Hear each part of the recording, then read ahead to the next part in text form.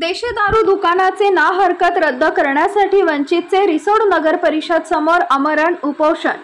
रिसोड नगर परिषदेने गर्दीचे ठिकाण असलेल्या सिव्हिल लाईन मार्गावरील पोस्ट ऑफिस समोर देशी दारूच्या दुकानाला दुकान सुरू करण्यासाठी परवानगी दिली असून ती परवानगी रद्द करण्यात यावी यासाठी वंचितच्या वतीने आज दिनांक 28 ऑगस्ट 2024 ला दुपारी 2 वाजल्यापासून रिसोड नगर परिषद समोर आमरण उपोषण सुरू केले। वंचित बहुजन आघाडी रिसोड शहर व तालुक्याच्या वतीने मागील 10 दिवसापूर्वी पोस्ट ऑफिस समोरील देशी दुकानाचे ना हरकत प्रमाणपत्र रद्द करण्यात यावे याकरता निवेदन देण्यात आले होते। देशी दारूच्या दुकानासमोरच पोस्ट ऑफिस, भूमी अभिलेख, तहसील कार्यालय व आजूबाजूला शाळा असल्यामुळे या जवळच बस स्टँड असल्यामुळे महिलांची व मुलींची या मार्गावर खूपच गर्दी असते। याच रस्त्यावर विश्रामगृह, शासकीय कार्यालय व शासकीय निवासस्थान आहेत।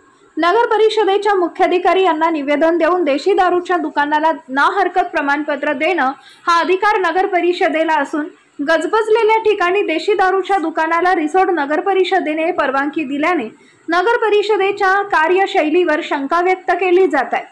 प्रशासनाने अपेक्षित सहकार्य न केल्यामुळे जनहितासाठी वंचित बहुजन आघाडीच्या वतीने रिसोड नगर परिषद समोर 28 ऑगस्ट 2024 पासून आमरण उपोषण सुरू करण्यात आले असून वंचितचे तालुका अध्यक्ष सय्यद अकील व शहर अध्यक्ष मोहम्मद आसिफ यांच्यासह वंचित बहुजन आघाडीचे पदाधिकारी व कार्यकर्ते उपोषणास बसलेत।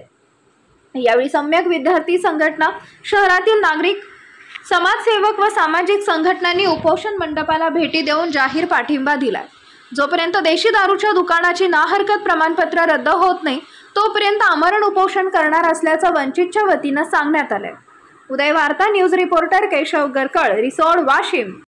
साहेबांनी जी देशी दारूच्या दुकानासाठी पोस्ट ऑफिसच्या समोर जी जागेची एनओसी दिलेली त्यांच्या विरोधात आम्ही आज 1 महिन्यापासून सतत त्यांचा पाठपुरावामध्ये होतो। आपण जी एनओसी दिली ती म्हणजे रिसोड शहराचं एक प्रमुख स्थान आहे। सर्व ऑफिस लाईन आहे, तहसील ऑफिस आहे, त्यानंतर आपली शिवाजी शाळा आहे, त्यानंतर भूमी अभिलेख ऑफिस आहे, पोस्ट ऑफिस आहे, बस स्टँड आहे। आणि सर्वात महत्त्वाचा मुद्दा असा आहे दिवसादिवस जे स्त्रियांवर जे अत्याचार वाढत आहेत आणि या महत्त्वाच्या ठिकाणी अशी जर दुकान जर ओपन झाली तर हे जे स्त्रियांवर होणारा जे अन्याय अत्याचार आहे त्याच्यामध्ये आणखीन भर पडू शकते।